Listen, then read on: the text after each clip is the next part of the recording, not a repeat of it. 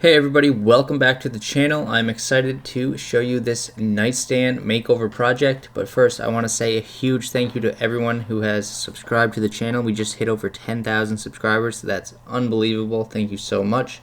Anyways, we found this Kroller nightstand for $11.99 at a local thrift store. It had a few stains on top, but structurally this thing is in pretty good condition.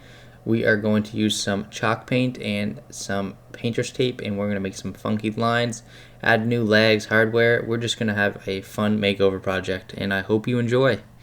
But before we get started, just a quick update for everyone who has been following along this channel. We sold this black set that we were trying to get for $900. We ended up getting $825. We sold the nightstands for $175, and we sold the two dressers to one person for $650, and I kind of gave them a deal.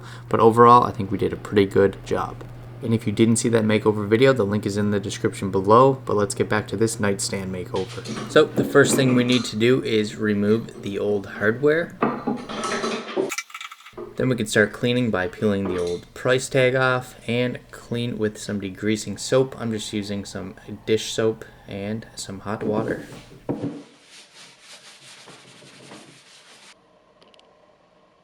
After using the damp cloth, I use a dry one to dry it off so we can get sanding faster. After the prep work, we can get ready to sand with our 100 grit sandpaper. I decided to sand instead of strip. Make sure to go with the wood grain and to not go through any veneer if there is any.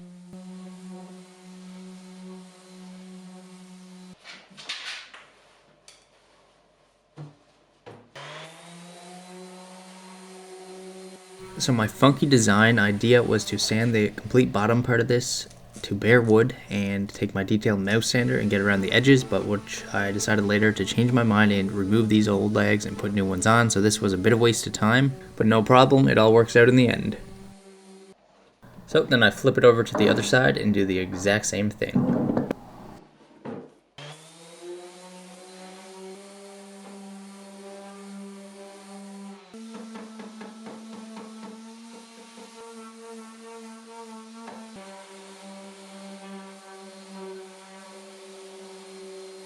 After the sides, I move on to the drawer.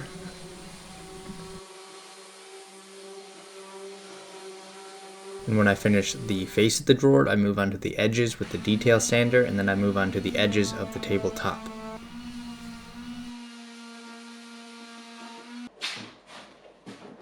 I sanded fully with the detail sander, but there was a line left on both the drawer and the edge of the tabletop, so I just left that line there because I thought it gave it some character and would go nice with the design I'm going for.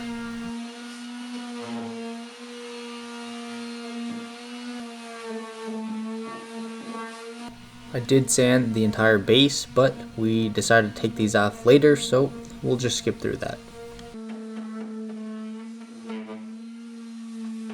I'm also sanding this surface down to bare wood as well. For the inside walls and the back wall, I'm just lightly sanding so the paint will adhere a lot better. After sanding and letting the dust sit, I take a clean rag and just wipe off all the dust. Since we're making funky paint lines, I'm going to be using some frog tape. This stuff makes perfectly crisp lines without any paint leaking through. Highly recommend it. So I use this tape to protect any places I don't want any paint getting on, and I use it to make crisp lines that we're going for this cool design. You'll see. You can see the print from the old hardware, and we usually can't get rid of that because it happens for multiple reasons I won't get into, but I'm just going to paint over it, and I find that's the easiest thing you can do. I'll be honest, this design is just 100% random. I did see random geometric furniture flips online, and this kind of inspired me to give it a shot and see what I can come up with. So I hope you guys like the design I go with.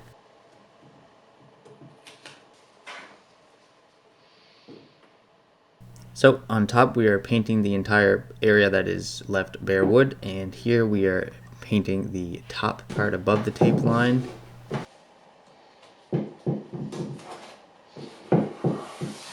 And on the other side we're painting a couple lines, and then we'll paint the top part as well. I just used the width of the tape to make the width of the paint line, so that was pretty simple.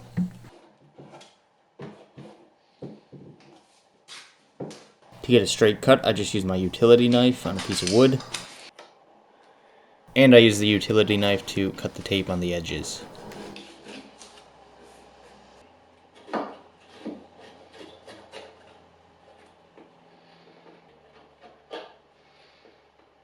After covering everything up with tape so we don't get any paint on anything, we move on to the painting stage. I'm using this Wooster brush with Annie Sloan chalk paint in Lem Lem. This is my first time using a chalk paint that isn't by Rust-Oleum, so I'm pretty excited to try out some high quality stuff. First, I just cut this stir stick in half with my utility knife so I can stir it up in this little can. This little small can was only $15 Canadian, and I don't want to pour it out because I feel like it'll be a waste, so I'll just use it on this little piece of cardboard and use as much as I need as I go. So let's start painting. So this chalk paint is super thick compared to the Behr paints that I've been using, so it's got pretty good coverage, I must say. But the can I had was pretty small, so I was using it up pretty quick, so then I just added some water after the first coat. If you are still watching and haven't subscribed yet, don't forget to hit the subscribe button and the bell notifications because you don't want to miss out on my future furniture makeover videos. Thanks. Anyway, back to the video. I just want to say not to worry that I'm putting an X design on the piece. That X is just to show me that no paint goes in that area.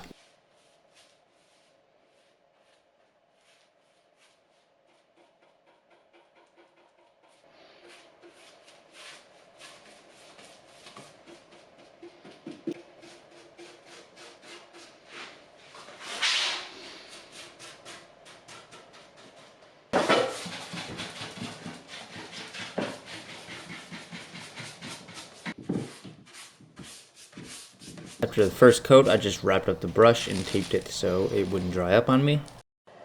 But after the first coat, we came into a little issue. We had some wood bleed through from the wood tannins, just from the bare wood and no primer. We had some dots coming through. I should have primed, but I didn't. But anyways, I searched for clear shellac for about 3 hours one day and it wasn't available anywhere. So all I had on me was clear Rust-Oleum spray paint. So I used this stuff and it ended up working fine. So that is, I guess, an alternative if you can't find any clear spray shellac. So now let's move on to coat 2. This is with the added water after our first coat. So I just stirred it up and it's a lot thinner than before, obviously. So it wasn't covering as good, but it lasted a lot longer, which was good. I did end up doing 2 more coats on the exterior of the piece, and I did 3 coats on the inside just because I didn't sand as much and it was really dark. But after that, we were all good to go.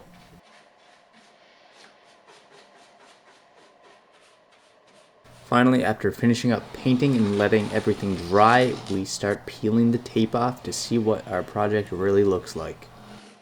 I don't know, but peeling this frog tape off is pretty satisfying, I must say.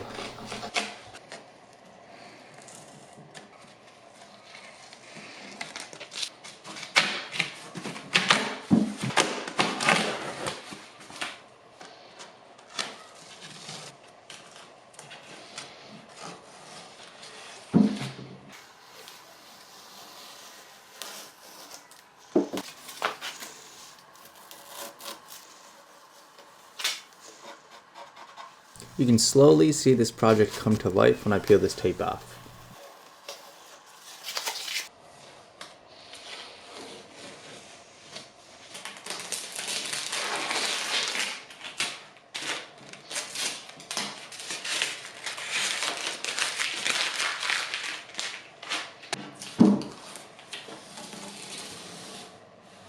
I accidentally painted over into my X zone a bit, so I just used some 400 grit to scrub that off right quick, and I cleaned up the edges a bit too.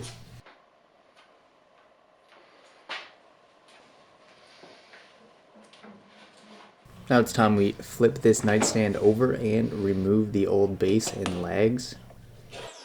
I use my drill to remove all the screws, and then we can take off the exterior base.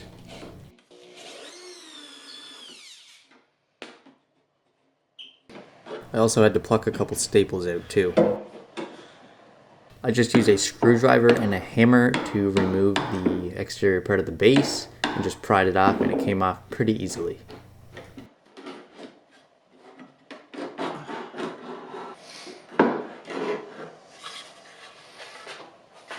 So, as you know, I changed my mind a few times in this project, and here's another example of this. I was going to create another base, just a flat wood base, and I sprayed it and everything, but I changed my mind and I just decided to use my circular saw and cut off the current legs that are holding up the piece, and we're going legless, and we'll just install our new legs later.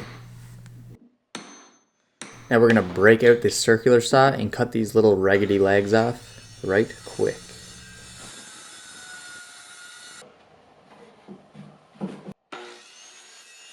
I would have done this from the beginning, but since I changed my mind, I didn't. So we have some black marks here. I'm going to use 400 grit sandpaper to clean it up.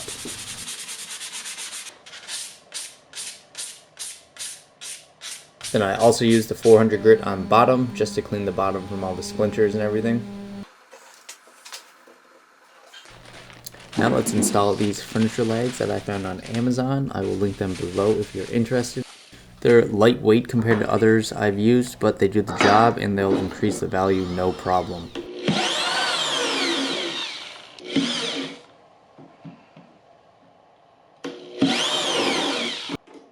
I use a screwdriver instead of the drill to put the screws in, because the drill was just overkill and would strip them pretty quick, and it didn't take long with the screwdriver.